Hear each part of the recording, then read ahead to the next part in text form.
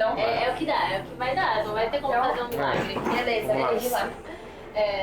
Estamos aqui hoje para mais um Podecast, em parceria com a Sociedade Hípica Paulista, no CSW Longines São Paulo Horse Show. Hoje eu tô aqui com duas feras da animação do percurso. Se vocês possivelmente já passaram numa pista, fizeram um reconhecimento difícil, possivelmente esses dois caras aqui têm a ver com esse sentimento. Estou aqui com o Guilherme Jorge, um ícone da armação de percurso nacional e internacional também, e o Rafa Ferrares, que já passou aqui, já falou pra gente que não queria derrubar ninguém no Paulista de Amazonas no ano passado. E vamos conversar com ele sobre como tá a armação do indoor, um pouco da experiência que o Gui teve lá em Paris. E é isso aí. Bem-vindo, Gui e Rafa. Se apresentem pra gente, conta um pouquinho de quem vocês são, o que vocês fazem. Quem começa? Gui. Bom, eu sou o Guilherme Jorge, armador de percurso internacional. Estou aqui mais uma vez no indoor da Hípica Paulista. É a 9ª vez que eu armo a série principal do indoor, mas eu realmente perdi a conta de quantas vezes eu já fiz parte aqui desse torneio, que realmente é uma marca no calendário nacional. E feliz de estar de volta aqui na Hípica Paulista, onde eu já armei meu primeiro grande prêmio mais importante nacional em 94, que foi a Copa São Paulo. É sempre muito bom estar de volta aqui na Paulista. Legal.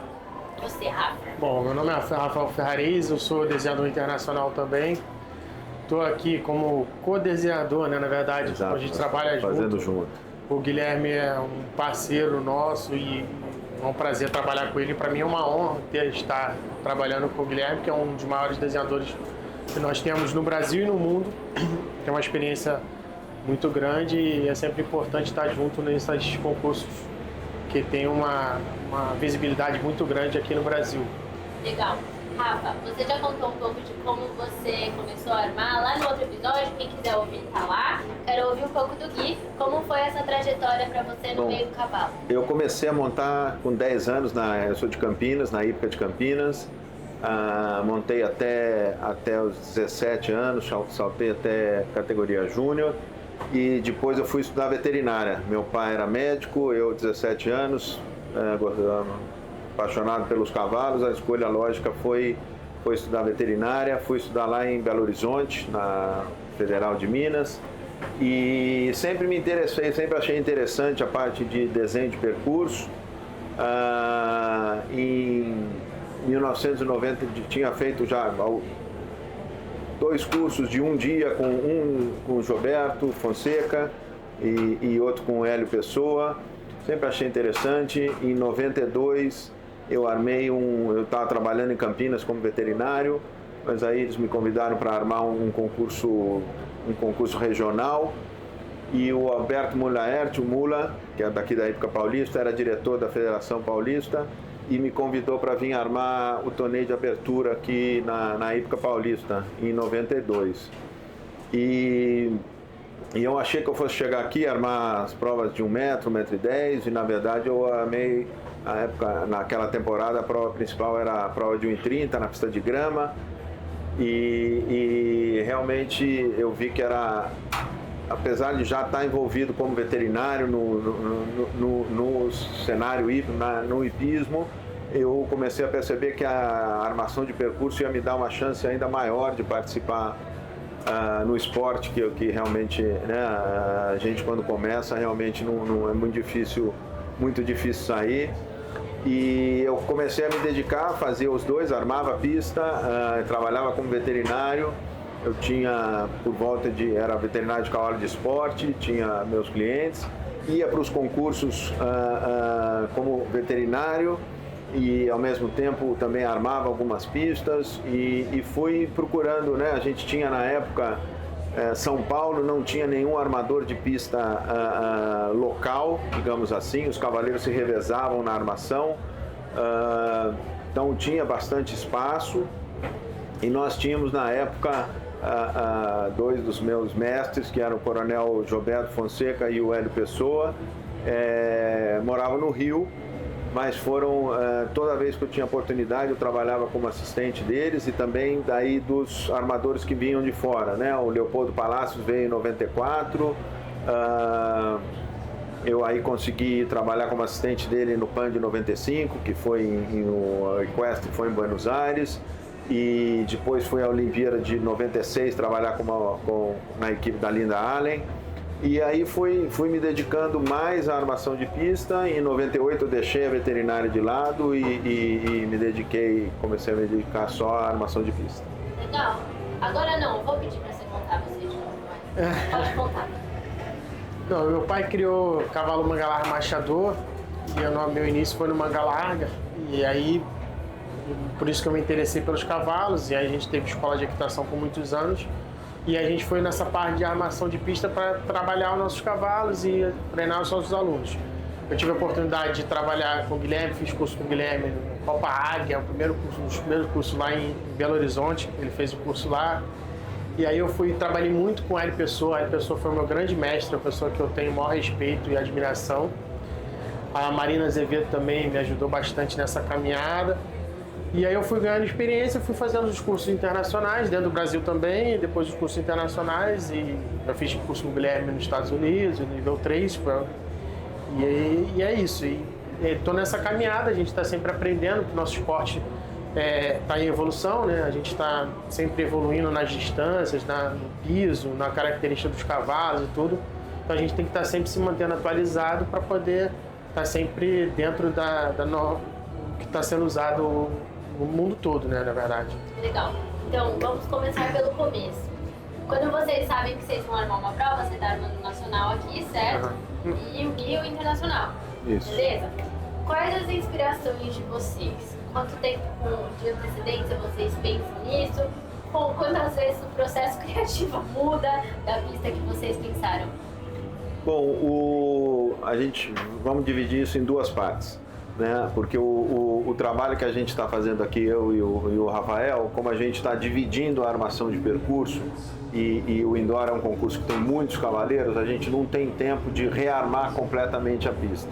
Então aqui no indoor, eu faço o desenho das pistas principais. A gente, no processo de armação de percurso, a gente começa sempre pela pista principal né, o percurso da prova principal do dia, e aí a gente vai fazendo os outros percursos. Então aqui a gente segue o mesmo processo. Eu faço as pistas principais do dia e daí sobre essas pistas o Rafael vai fazer as pistas dele, né? A gente falando especificamente do indoor. No processo, quando a gente arma cada um a sua pista, um armador só na pista, a gente começa pela pista principal, como eu falei.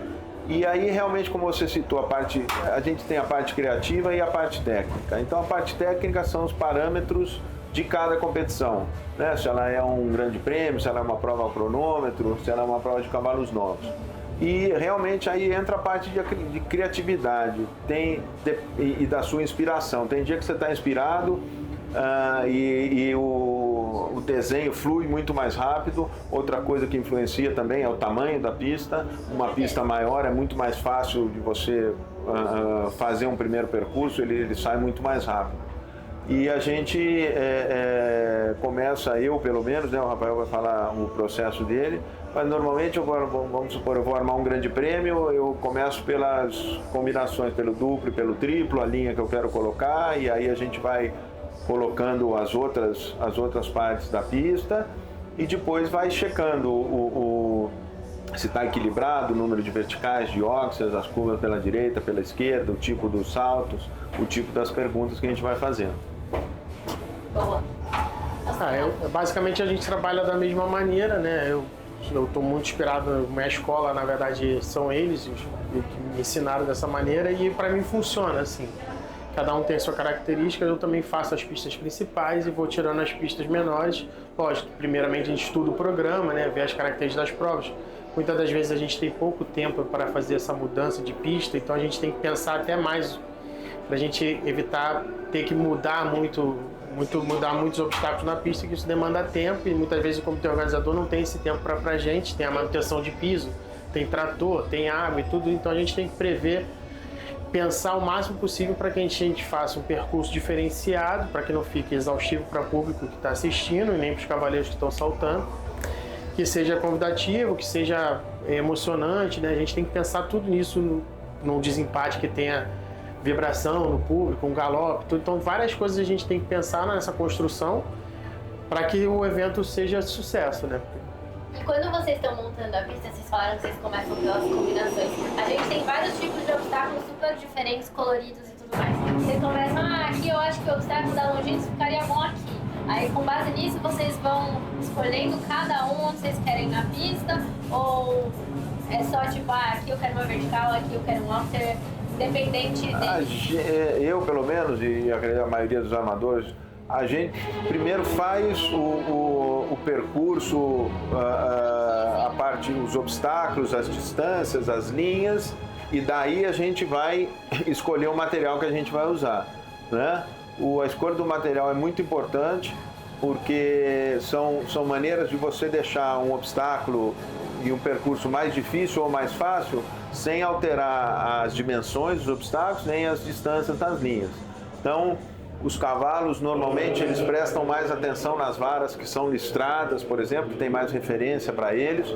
As varas lisas, de cor sólida, chamam menos a atenção do cavalo, então o obstáculo fica mais delicado. Nós temos também as varas que têm a linha horizontal, né, que dificulta um pouco a percepção de profundidade, de visão de profundidade dos cavalos, também deixa o obstáculo mais delicado. Se você põe uma testeira, se o obstáculo tem a frente menor, então aí a gente vai de acordo com a categoria das provas e com o que a gente quer fazer no percurso, a gente vai escolhendo os obstáculos. Sempre pensei que vocês começavam pelo 1. Onde vai ficar o 1 nessa pista?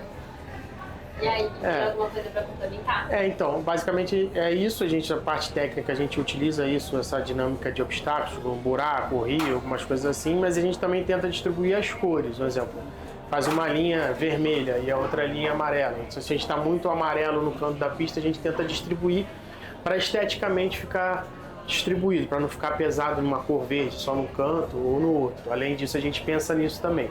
Muitas vertentes, cada um pensa de um jeito, a gente tenta, e a gente sempre trabalhar um triplo da mesma cor, uma linha composta, boxer vertical, que ela seja pelo menos que combine, né, essa combinação de cores. Tem desenhadores que acham que não e fazem diferente, enfim. Mas eu sempre, pelo que eu aprendi e tudo, a gente tenta fazer essa combinação de cores. Legal. Isso é uma parte, só para complementar, é uma parte da armação de pista também, que é a parte da estética, né? A armação de percurso tem muito de arquitetura, então a gente usa isso aí também. E é interessante porque aí o Rafael falou, cada um tem seu estilo, e isso vai também muito do estilo de cada armador de percurso, né? Eu prefiro ter, por exemplo, o meu duplo, o meu triplo da mesma cor ou combinando. A gente teve agora na Olimpíada de Paris, por exemplo, os armadores, acho até para deixar os obstáculos mais difíceis, fizeram uso de cores diferentes nos compostos. Eu, pessoalmente, eu não gosto. Mas aí é uma parte interessante da armação de percurso, que entra também o gosto pessoal do armador, que vai dar a característica, e isso torna interessante para os cavaleiros, que vão ter diferentes perguntas em cada concurso. Uma coisa que é importante, que a gente leva muito em consideração, é você não fazer perguntas demais no mesmo obstáculo. Então, se você tem um obstáculo que é o seu oxer, o obstáculo que demanda mais potência do cavalo, você vai tomar o cuidado de não botar aquele obstáculo com um material mais delicado, porque você está fazendo uma pergunta para o cavalo ali de potência, né? A não ser, obviamente, isso vai mudando cada vez que o nível dos competidores aumenta. Então aí você tem que usar mais recursos e fazer mais perguntas em cada obstáculo. Mas você tem que tomar cuidado para não fazer perguntas demais num obstáculo só. Já que você falou um pouco da Olimpíada, me veio na hora na cabeça aquele muro da prova individual, que vendo da TV, não sei se ele estava assim na realidade, dava a impressão que ele era meio inclinado, tinha gente falando que ele estava super convidativo, porque a sombra estava à distância. O que você acha? Então, aquele muro,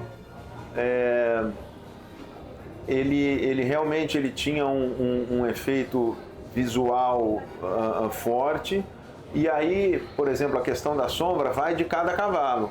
Se você tem um cavalo que é melhor que você tenha uma marcação e é um cavalo corajoso e tudo, que não tem problema de se assustar, a sombra vinha te ajudar. Se você tem um cavalo que é um cavalo muito cuidadoso, que é um cavalo que se assusta um pouco, a sombra poderia te atrapalhar, né? E realmente são a coisa desses jogos que os obstáculos realmente são únicos e são colocados ali só para aquela competição, então os cavalos realmente não tinham muita experiência naquilo. Então alguns, de uma maneira geral, os cavalos, a maioria dos cavalos não teve problema, mas alguns cavalos realmente se confundiram ali um pouco com a sombra. Eu acho que isso acabou fazendo que a gente tivesse algumas faltas naquele obstáculo. Mas isso, visto que vocês já conversaram com a gente, foi pensado na armação de pista, não, que seria uma foi pergunta exatamente, era uma pergunta ali e o muro no começo da linha, numa linha com cinco lances bem longos ou 6 lances muito curtos, a maioria hoje em dia com a tendência da equitação atual eram 5 lances, o muro segura o seu cavalo, então isso foi pensado para dar esse nível de dificuldade. O que a gente pensa também em relação, não aqui, porque aqui a gente tem condições fechadas, né? Já é cadeira coberta, chama indoor. Quando é outdoor, a gente evita, por exemplo, se a gente sabe que a prova principal, o sol, onde o sol nasce, onde o sol se põe, a gente evita usar os compostos em direção ao sol, que aí pode causar um efeito. Isso, o buraco, né? O Liverpool, Rio, algumas coisas assim mais difíceis.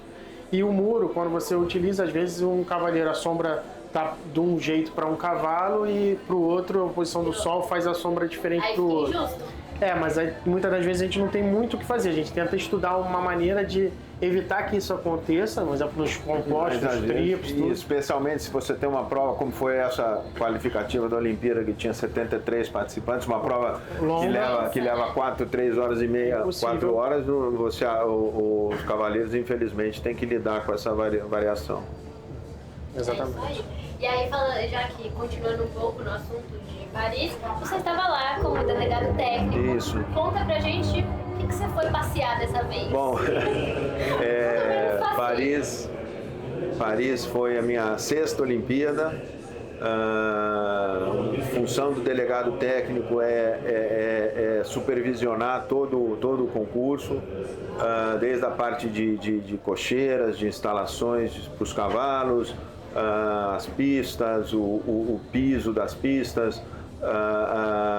Muito embora hoje em dia, felizmente, a FEI já nesses eventos tem um delegado técnico que é um especialista em piso especificamente para cuidar do piso, que ajuda muito, porque muitas vezes o delegado técnico sempre tem que ser um armador de percurso, porque na eventualidade do armador de percurso ter algum problema e não poder fazer o seu trabalho, o delegado técnico pode substituir o armador de percurso, mas eu, pelo menos, e a grande maioria, nós não somos expert em piso, né? Especialista em piso. Então, isso ajuda bastante, tirou uma parte grande da responsabilidade do delegado técnico, muito embora o delegado técnico tenha que aprovar tudo, tem que aprovar o piso, as pistas, todas as instalações e também assegurar que as regras estão sendo seguidas, que está tudo dentro das normas. E foi uma experiência muito interessante. Eu já tinha sido delegado técnico em Jogos Pan-Americanos, em final de Copa do Mundo, mas a Olimpíada realmente, como em todos os aspectos, eu acho que ela exige o máximo de todos os participantes. E foi interessante, eu tinha que aprovar todas as câmeras que iam de fotógrafos, toda a movimentação das câmeras de televisão, tudo isso passa pelo delegado técnico. Então, como eu falei, eu já tinha sido delegado técnico em outros eventos, mas, e como o Rafael falou, a gente está sempre aprendendo. Foi realmente muito interessante para mim atuar em todas essas outras áreas também. Né, a parte do desenho de percurso, que a gente tem uma responsabilidade grande junto aos armadores. Eu já tinha trabalhado muitas vezes com o Santiago Varela, que era um dos 2 delegados armadores de percurso, o outro era o Gregory Baudot. O Santiago foi meu delegado técnico na Olimpíada do Rio, depois eu fui delegado técnico dele numa final de Copa do Mundo. Então a gente tinha um entrosamento bastante grande, a gente trabalhou nos percursos antes da prova e depois durante também as competições, checando os materiais, checando as alturas, as distâncias e uma boa colaboração. Felizmente eu acho que nas 3 disciplinas foi uma Olimpíada de muito sucesso. Foi muito importante porque o hipismo está sempre, infelizmente o hipismo sofre uma pressão muito grande para tem um grupo de pessoas que não quer o hipismo nas Olimpíadas e a gente tinha a obrigação de apresentar o esporte da melhor maneira possível e acho que a gente conseguiu isso. Eu pessoalmente fiquei muito feliz, muito satisfeito com isso, porque eu costumo brincar que o delegado técnico é aquele que se dá tudo certo é mérito dos outros, se dá errado é culpa do delegado técnico e felizmente saiu tudo bem. Eu acho que a gente tem um trabalho forte para fazer aí sobre o esporte, para mostrar que o nosso esporte é ótimo para pessoas que não têm intimidade, não conhecem cavalo e acham que é uma exploração, é alguma coisa que o cavalo está fazendo ali contra a vontade dele porque ele não escolheu estar ali. Todo mundo que eu entrevistei aqui falou sobre o amor ao cavalo, o respeito ao cavalo e eu acho que o discurso tem que ser esse sempre, principalmente vindo dos profissionais que dão o exemplo. Rafa, a última vez que a gente conversou, a gente estava lá em Santiago, muito chique, que ele facilitou pra gente o contato com a Marina que estava vindo lá. Quero saber como é que foi ajudar ela, a sua sensação quando o Stefan ganhou essa prova. Então, todo concurso importante, assim, é diferente. Parece que a atmosfera é diferente, né? A responsabilidade parece que é maior e tudo.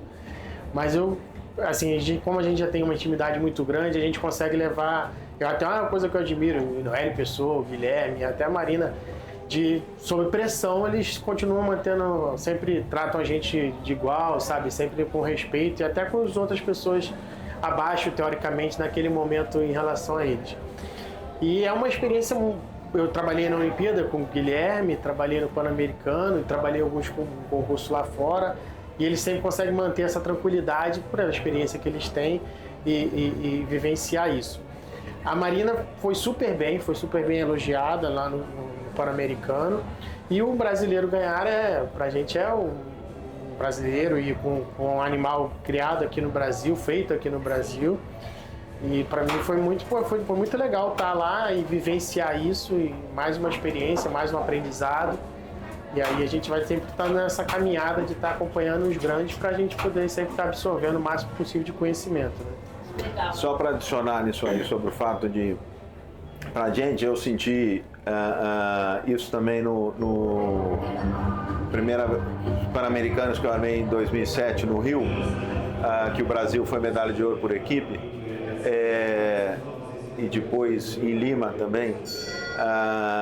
Para mim, a gente, quando eu estou como armador de percurso ou delegado técnico e tudo, eu não tenho, eu represento a FEI, eu não represento um país. E a minha função ali é fazer com que o melhor ganhe, naquele dia, a melhor equipe, o melhor cavaleiro ganhe. Legal. Né? Principalmente na primeira vez que eu armei o Pan-Americano, que o Brasil foi campeão por equipe e foi a melhor equipe naquele dia, isso dá uma satisfação maior, obviamente, porque a gente fez o nosso trabalho, ganhou o melhor e daí o melhor é o do nosso país. Entendeu? Então a satisfação é enorme porque a gente fez o trabalho da gente bem feito, ganhou a melhor equipe e daí, aí sim, pronto, ganhou o melhor e o melhor era do mesmo país, ótimo, maravilhoso. Realmente a gente fica mais feliz ainda, mais feliz porque realmente foi o caso lá em Santiago, o Stefan foi definitivamente o melhor, foi uma disputa muito forte e ele foi o melhor conjunto, então eu tenho certeza que a Marina ficou muito feliz, muito satisfeita, porque a gente acompanha esses cavaleiros desde que saltam mirim e tudo, né? Tem essas provas, quando a gente vê o Pedro, o Cássio Rivetti, o Stefan, todos saltavam aqui com a gente, Mirim, Júnior, tudo. Então, realmente, a satisfação é ainda maior. E aí, no caso de vocês, como vocês são internacionais, estão aí sempre viajando, se aperfeiçoando, armando percursos no Brasil, fora, enfim, eu acho que nem dá pra falar também que os brasileiros tiveram uma vantagem porque vocês são daqui e eles conhecem a armação de vocês, né? Porque vocês estão aí em todo lugar. Mas os cavaleiros podem ter a vantagem porque eles saltam mais percursos da gente. Mas não porque eles são brasileiros ou não, Sim. Entendeu? Então, é uma coisa normal. Por exemplo, eu no ano que eu armei a Olimpíada, eu fui a Madrid, ao concurso de Madrid, o Global Champions Tour da Torre Eiffel, o concurso de Falsterbo na Suécia. Por quê? Porque os países querem te levar para conhecer um pouco o seu estilo, né? E obviamente quem está armando mais constantemente tem porque cada um tem o seu estilo e não vai mudar completamente na hora de fazer um campeonato. Então realmente as pessoas levam uma vantagem por causa disso. O que você acrescenta? Então, que o Gui, só complementar, toda vez que você vai armar um concurso importante, tanto a nível internacional como a nível nacional também, um exemplo que eu vou dar, por exemplo, vai armar uma Olimpíada, os países convidam, só aparecem os convites dos outros países justamente para levar, para ele poder ter essa noção que o Guilherme falou. E aqui no Brasil também não é diferente, por exemplo, você vai armar um Campeonato Brasileiro de Master, por exemplo, no Rio de Janeiro, e aí tem um Campeonato Paulista de Master. Eles fazem questão que eu arme porque eu vou armar um brasileiro de Master. Por exemplo, vou armar um brasileiro de Sênior. E os estaduais, as federações, algumas delas preconizam isso. Ela chama o desenhador que vai armar o brasileiro para armar o estadual dela, entendeu? Então, teoricamente, para poder preparar os cavalos para a gente. Isso é bem legal. Isso, e aí como a gente arma muito no Brasil, eu armo mais aqui no Brasil, armo fora também, no Chile, no Equador e tal, Uruguai, já armei, Paraguai, eles levam a gente novo para poder dar levar uma novidade, por exemplo, os países têm os desenhadores deles lá, mas já tá sempre armando, então eles querem um sangue novo, vamos dizer assim, e aí eles me chamam para ir para o Chile armar um concurso, ou me chamam para o Uruguai, eu vou mais para a América do Sul, a Europa é difícil e os Estados Unidos também. Aí a gente consegue fazer os concursos nesse sentido que eles levam a gente para poder dar um sangue novo, para eles darem uma testada, para sair um pouco da rotina dos desenhadores. Não que os desenhadores desses países sul-americanos sejam melhores ou piores do que a gente. A questão é na repetição. Uma parte do hipismo ter a variedade, né? Então é interessante, eles muitas vezes procuram mesclar um pouquinho. Exatamente. E aí, tem alguma receita de bolo, alguma coisa que é sempre igual na armação dos percursos? Eu não acho que tenha uma receita de bolo, eu acho que a gente tem que procurar fazer sempre um traçado convidativo e adequar a prova, o percurso sempre à característica da prova, mas ao mesmo tempo não tem uma prova, por exemplo, de 1,20 m ao cronômetro para cavalos, para armadores e tudo, ela vai ser mais ou menos o mesmo, 10, 11 obstáculos, 2 duplos, ela segue mais ou menos um padrão para aquele tipo de prova, mas não normalmente, mas não tem uma receita de bolo. O desenhador, a gente é criativo, isso que faz com que a gente tenha essa, assim, não é um dom, mas assim, cada um tem o poder de criar. A gente, como se fosse um artista, cada um tem que criar dentro, lógico, das regras, das características das provas, e a gente tem que sempre prezar o bem-estar do cavalo, que ele seja confortável para o cavalo, e não seja nada que seja perigoso, entendeu? A gente tem que pensar também um pouco na segurança, porque às vezes uma distância é difícil para uma determinada altura, para outra fica fácil. A gente tem que saber para quem a gente está armando, para usar essa distância adequada para que a gente evite qualquer tipo de acidente. Lógico, o nosso esporte não deixa de ser um esporte de risco, mas a gente tem que tentar minimizar ao máximo e pensar ao máximo para que isso não aconteça. Está sempre na cabeça da gente. Exatamente. A segurança do cavalo. O Doda ontem falou sobre desempate, ele falou um pouco, algumas coisas parecidas, achei muito interessante essa conexão, né, entre o que vocês falaram e o que ele falou. E aí agora eu queria falar um pouco sobre as provas de desempate. vocês realmente pensam, nessa prova eu quero fazer tantos por cento de zero só para fazer esse corte mesmo do pessoal que vai pro desempate ou não? Ou Rafael, é meio da sorte? Então, a gente trabalha com probabilidade. É mais fácil eu armar um concurso que eu já conheço os cavaleiros, eu conheço os cavalos, eu sei o nível dos cavaleiros, o nível dos cavalos, aí a assertividade é um pouco maior. Mas a gente é a probabilidade, nem sempre o que a gente pensa acontece 100%, mas a gente chega bem próximo disso com a experiência e se a gente conhecer a turma que a gente está fazendo. É muito difícil você armar num país diferente, um lugar que você não conheça os seus cavaleiros. Geralmente tem algumas provas que a gente chama de warm-up ou open class, né? Sejam as provas de abertura, que a gente faz um traçado mais suave, tudo, e a gente dá uma nivelada. Então a gente se baseia um pouco nessa primeira prova. Hoje nós temos a prova S1, que é a Open Class, que é a prova de abertura para o internacional. Então vamos dizer que o Guilherme é brasileiro, mas ele tem pouco tempo, tem vivência aqui dos cavaleiros. Ele já tem um conhecimento grande, mas vamos dizer que seja uma pessoa de fora. Ele vai usar essa prova para poder basear um pouco o raciocínio dele pro Grande Prêmio. Então é uma prova que vai evoluindo o nível. Exatamente, ele não vai pegar pesado hoje, a ideia é ele conhecer os cavaleiros. Ele fez um traçado e viu que muita dificuldade, ele analisou, tá muito difícil para os cavaleiros aquilo ali, ele não vai pesar tanto no Grande Prêmio, entendeu? A gente usa isso para a gente estudar o nosso Grande Prêmio. A gente, você falou na porcentagem, né? Eu tenho para mim que um desempate ideal é um desempate com 8 participantes. Então é mais ou menos o número que eu acho legal, ideal para um desempate, 8. Isso para mim pode ser de 20 a 50 participantes, por exemplo.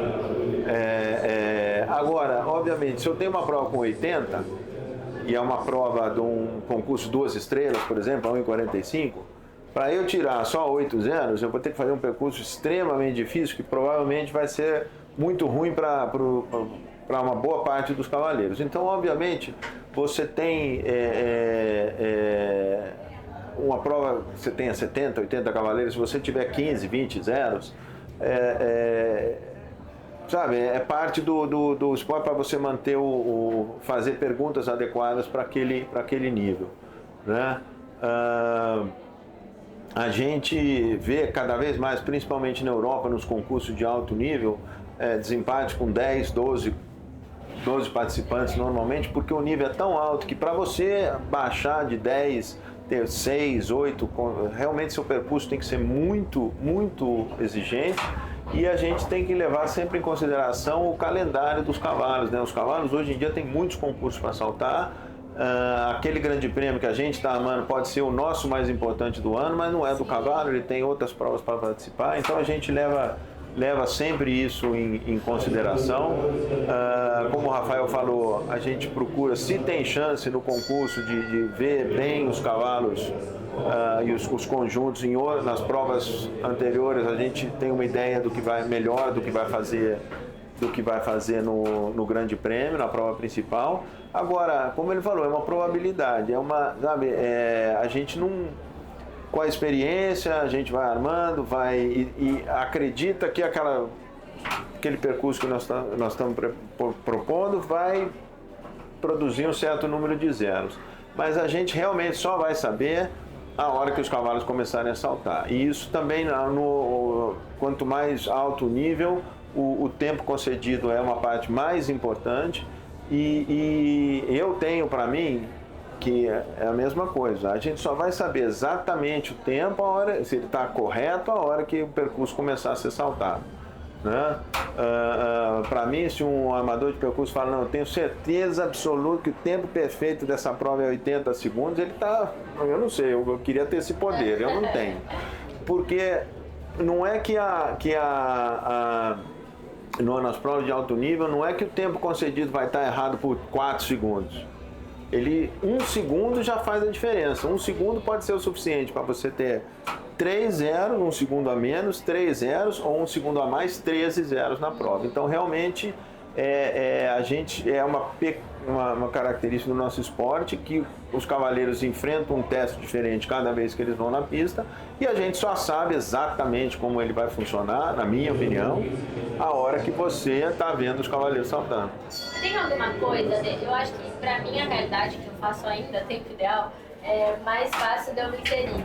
Que é, quando vocês armam o percurso, a prova começa, tem alguma coisa que ainda dá tempo de vocês mudarem? O tempo ideal na prova pode mudar de acordo com o tempo que Então, fazem. o tempo concedido da prova, quando a prova começa, o juiz e o desenhador de percurso estão observando os primeiros cavaleiros e o presidente do júri, em consulta com o armador de percurso, pode alterar o tempo concedido, se achar que ele está errado, até o terceiro conjunto que terminou o percurso sem interrupção, sem um refúgio, ou se começou atrasado, alguma coisa assim, né? A gente procura o máximo possível não fazer essa alteração, né? Porque é uma dificuldade, ou né, você vai alterar o percurso para os 4 primeiros que já participaram. Então a gente pode fazer essa correção se o percurso se o tempo concedido estiver muito fora do correto para a prova. Também. Tempo ideal também. Também você pode alterar. Você pode alterar. E aí, agora eu quero saber, vocês estão fazendo isso tem um pouquinho de tempo já, desde quando vocês começaram, vocês acham que evoluiu muito a armação e os conjuntos? Rafael. Então, a mudança no meu pensamento foi muito grande. A nossa criação nacional melhorou muito. A gente comprava muitos cavalos importados, mas era difícil, não eram todos. Depois teve uma dificuldade maior para poder trazer os cavalos e com isso melhorou a nossa criação. A gente utilizava muitos cavalos no início, estou falando isso bem lá atrás, né? A gente usava o PSI, o crioulo, a gente usava os cavalos mestiços. Hoje em dia você vai numa prova de escola, vamos dizer, não vou usar exatamente, mas uns 80% já são BHs, já são cavalos de linhagem de salto, específicas para salto. Antigamente você ia numa prova, a maioria tivesse um BH saltando numa prova até 1 metro era muito, hoje em dia é o contrário. Então acho que isso já fez com que melhorasse o galope e aumentou, e a gente foi ajustando as distâncias em relação a isso. O piso, a gente melhorou muito. No Brasil a gente tem o piso de alta performance nas principais hípicas. Isso faz total diferença, porque o cavalo afundava, dependendo do piso, afundava 10 centímetros quando ele estava cavando. Eu dou um exemplo assim, você correr na beira da praia, é a mesma areia, e você corre no terreno fofo. E, antigamente o cavalo saltava no fofo e hoje ele corre na beira da praia, onde bate a água ali, é mais firme e o rendimento dele é maior, por isso que a gente usa mais os lances. Outra mudança grande que eu vejo é a equitação melhorou muito, tá? Hoje a gente consegue ter conhecimento muito mais fácil através da internet, a gente consegue acompanhar provas internacionais ao vivo, a gente tem essa facilidade. Antigamente era fita cassete, era difícil para a gente conseguir ver um concurso internacional. Hoje, pela internet, a gente consegue acompanhar as clínicas que são feitas. Muitos cavaleiros de fora vêm fazer essas clínicas, então eles uma visão diferente, montar o cavalo mais para frente, deixar o cavalo galopar. Antigamente a gente via muito segura, nos últimos 3 lances empurra, é um pouco da nossa cultura e tudo antiga. E hoje a gente vê com muito mais fluência o cavalo saltando com muito mais liberdade. Isso faz com que o tamanho do lance dele, né, do galope, seja um pouco maior, e com isso a gente foi alterando essas condições.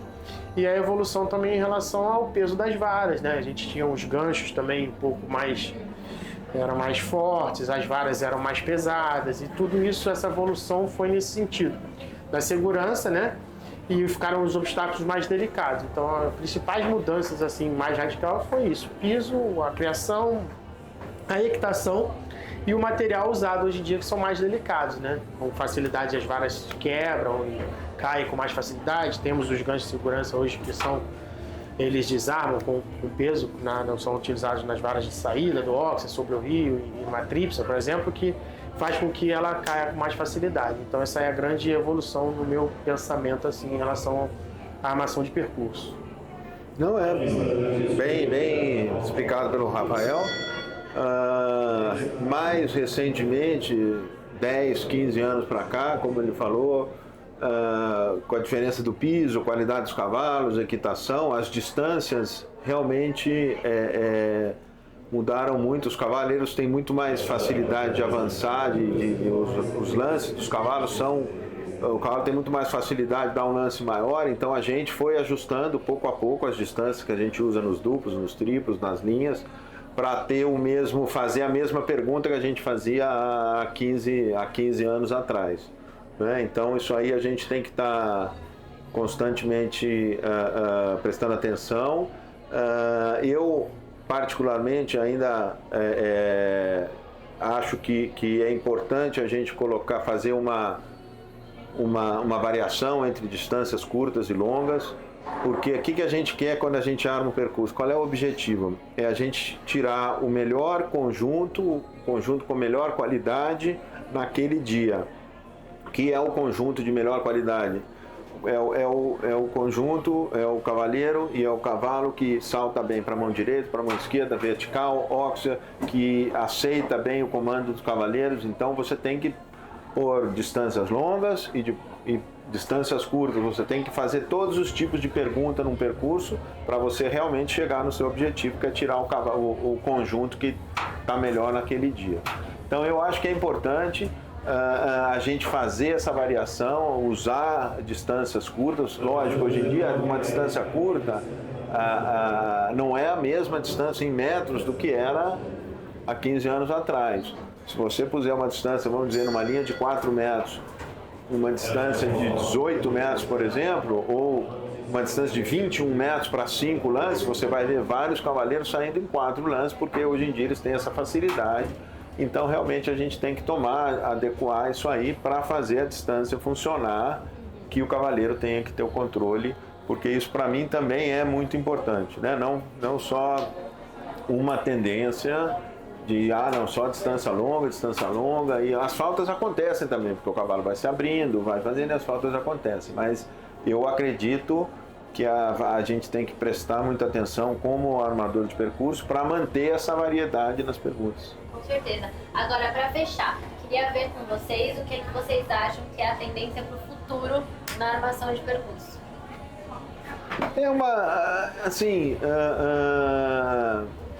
Os cavalos, como a gente falou, estão cada vez melhores, os cavaleiros cada vez melhores, as condições cada vez melhores e os percursos estão ficando mais difíceis.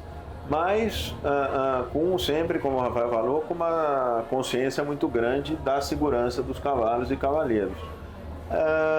Eu tenho uma dificuldade assim, de dar uma resposta, falar, vai acontecer isso. Eu acho que a gente vai seguir pouco a pouco analisando o nível dos cavalos, dos cavaleiros e tentando realmente fazer as perguntas certas. Eu acho que o segredo do sucesso do armador de percurso é quando ele consegue fazer exatamente o número e a dificuldade nas perguntas corretas para cada competição, né? E é aí que está o desafio para a gente, que é o que faz isso ser uma atividade tão interessante, né? E como eu falei no começo, que foi uma das coisas que me atraiu, é uma coisa única que a gente tem essa oportunidade de participar tão decisivamente no esporte que a gente ama, que a gente cresceu amando e sempre procurando dar a melhor condição possível para os cavalos. Então, acho que na altura a gente já chegou num limite, eu acho. Pode ser que daqui a uns anos aumente um pouco mais. A gente já foi para essa vertente de subir a altura e a gente voltou. E a gente veio para agora, a gente está utilizando os materiais mais delicados que lesionam menos os cavalos, menos risco para o cavaleiro e para o cavalo. Então acho que o caminho é procurar sempre pensar maneiras de proteger o cavalo, né? Essa visão agora que está todo mundo tendo de proteção animal, de preconizar toda a questão do top, a questão da termografia, a questão da saída de pista, toda essa fiscalização, e a gente como desenhador pensar que não fique perigoso para os cavalos, não tem que ficar tecnicamente difícil, que o Gui falou, essas distâncias curtas e longas, isso a gente vai usando durante o percurso para ficar distribuído. Não adianta ficar tudo longo nem tudo curto. A gente tem que fazer percurso para poder dar uma igualdade, para que todos tenham as mesmas condições. Um cavalo que é fácil para ir, ele também tem que voltar. O cavaleiro tem que saber ir e voltar, que seja seguro. Então isso é muito difícil, esse feeling, assim, a gente tem que trabalhar, a gente sempre trabalha no alto nível, é muito difícil, porque é uma linha muito tênue para ficar difícil e perigoso. Então a gente tem que ir no máximo difícil sem ficar de perigoso, entendeu? Então isso é difícil. Que o Doda falou. É a mesma coisa que o Doda falou. Exatamente. Então a gente busca isso no nosso trabalho. A gente tem que estar sempre pensando o máximo possível. Lógico, a gente é ser humano, todo ser humano comete erros, mas a gente não pode errar. A gente é, como eu digo assim, ó, como se fosse um médico. Eu não posso errar uma cirurgia, a gente não pode errar um percurso. Então a gente tem que tentar ao máximo prever todas as possibilidades e analisar e fazer com todo o capricho do mundo, lógico, para que não tenha riscos. Costumo falar que normalmente o pior que pode acontecer quando eu estou armando um percurso é eu ter muito zero ou pouco zero. Mas desde que os cavalos terminem bem, saltem bem, é do jogo, é do esporte. Como eu falei, e o Rafael falou, que é uma linha tênue, às vezes 1 segundo e 5 centímetros a mais em um obstáculo vão definir se você vai ter 4 zeros ou 14 zeros. E eu realmente, eu acho que aí o fato de eu ter sido veterinário e que é uma profissão que tem muito estresse e um estresse de uma maneira diferente, porque ele é um estresse que é muito mais duradouro, isso me ajuda a lidar com isso.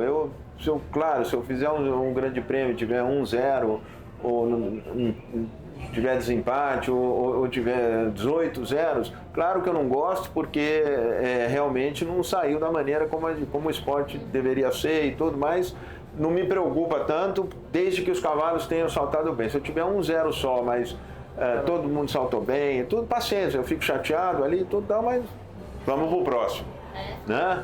Porque às vezes uma pista bonita, bem executada com uma falta, ainda é uma boa Exatamente, pista, né? O importante é que o cara saia o conjunto saia, o cavalo seja feliz e o cara também, o cavaleiro também satisfeito que realmente ele progrediu naquela prova. Legal, gente. Muito obrigada por falarem com a gente. Obrigado a você pelo espaço. Ai, gente, agora todo mundo assistindo as provas, prestando atenção nas armações e pensando em tudo que esses dois caras muito feras da armação de percurso nacional e internacional fazem pela gente, porque um concurso desse igual o indoor não é para qualquer um. Saltar, armar em todos os sentidos. Obrigada, gente. Obrigado a vocês. Obrigado a vocês.